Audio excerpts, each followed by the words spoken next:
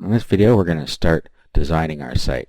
Now you see right in front of you now, it says your logo here, and it gives you a size there. So you should either create yourself a logo. If you already have a logo, size it to that size. Or you could go to Fiverr.com and have someone create one for you for about $5. Now if you have a budget of absolutely zero and you need to make one yourself, you can download a program called Paint.net, and that's what you see in front of you here. And you can create a basic one yourself, which is what I'm going to do. I'll just show you how you can create a quick one here. First of all, open up Paint.net and go to Image and Resize. And now we're going to have by absolute size here, make sure Maintain Aspect Ratio is unchecked. And here we're going to put 250 by 85. Okay, as soon as we do that, it's going to create an outline that's the right size for us. So from here, you have a blank slate. Now what I would do first is I would choose the color for the background. If you want to leave it white, then you don't have to do anything else here. But let's make it, you can click on the wheel here to choose a color and it'll show up over here.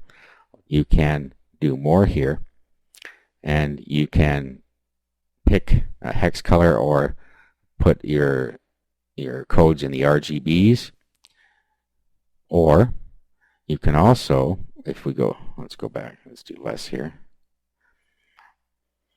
You can click down here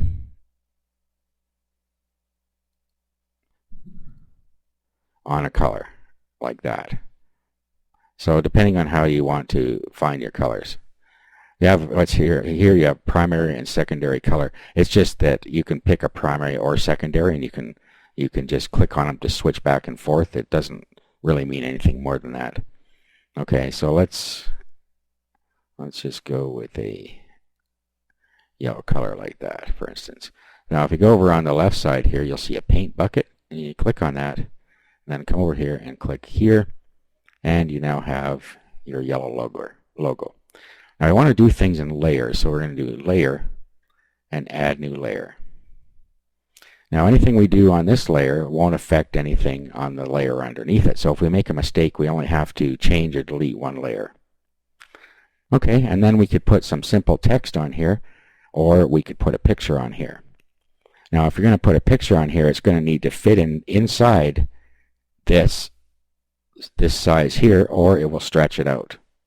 But I'm just going to create a simple text, okay, like this, and then I'm going to go and pick the font up here. So you can pick from one of the fancy fonts if you want, or you can, it doesn't matter what, you just find one you like. But I'm going to just go with a script type font here. Let's go with Forte.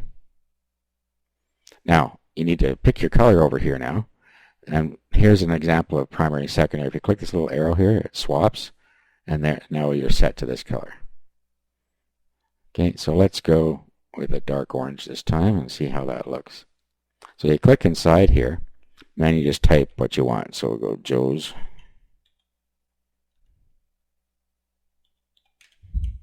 Posies.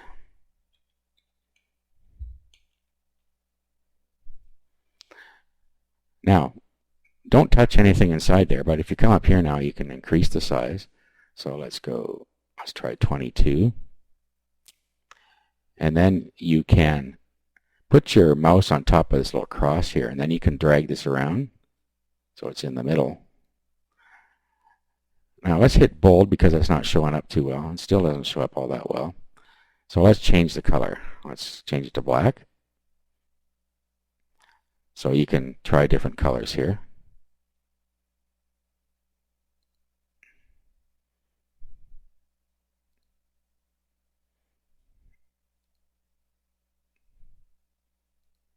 So just find a color scheme you like. Okay, so I'm going to go with that. I'm just going to make sure this is more or less centered. I'll put my little hand on here and move it where I want it.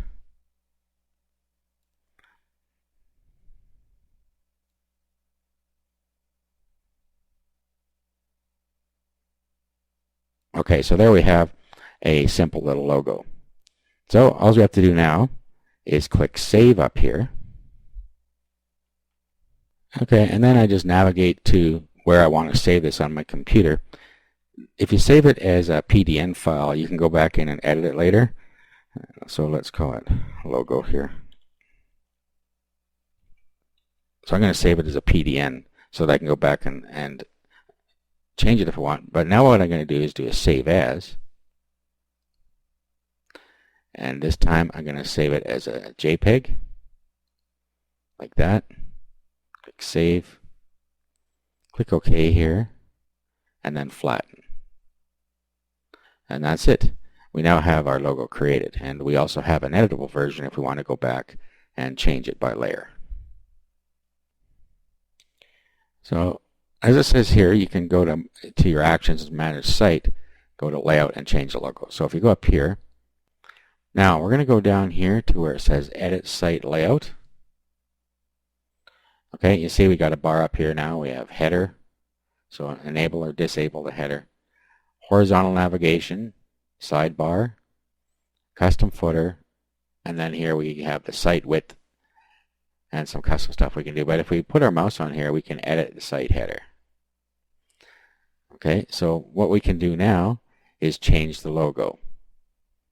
So if we click here, choose a file, and then we navigate to where it is, and we want to take the JPEG one here.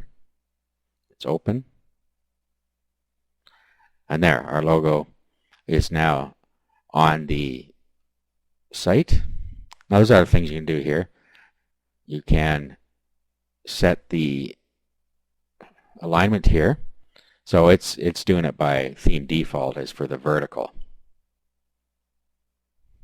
Okay, so we're going to use the theme default size here because that's what we created this as. Let's click OK. And there is the logo we created on the site. Okay, so let's click Close here. And now let's go to More. And let's go down to Manage Site. This is where you can set some basic settings, and we set these on the way in, but I noticed that I made a little mistake here. So this is how you can go and change things if you change your mind later. So this is more or less the same stuff we had before. I have a couple more things down here. You can put your Google Analytics code in here. You have your Google Webmaster Tools, which verifies with Google that the site belongs to you, and that's only if you're going to move it to your own domain rather than using the one supplied by Google. You can change the language here. You can automatically adjust to mobile for the mobile phone. We'll just do this, not really necessary on a mobile theme, but we'll go ahead and do it anyway. And then down here, who can help you with the site, and you can have collaborators or anyone who can view the site. Okay, so we're done with this one. So let's save here. So at this point we have our basic site there. What we need to do next is start adding pages, and we're going to do that in the next video.